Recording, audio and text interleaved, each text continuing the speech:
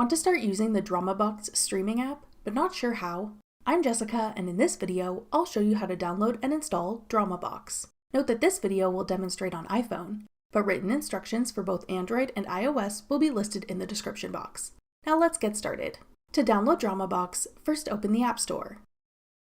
Go to the Search tab. Then type in DramaBox at the top. Tap DramaBox when it appears in the search results. Then tap Get.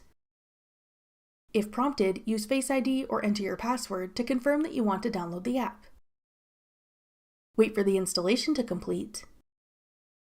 Then tap Open to start using DramaBox. That's all it takes to download DramaBox.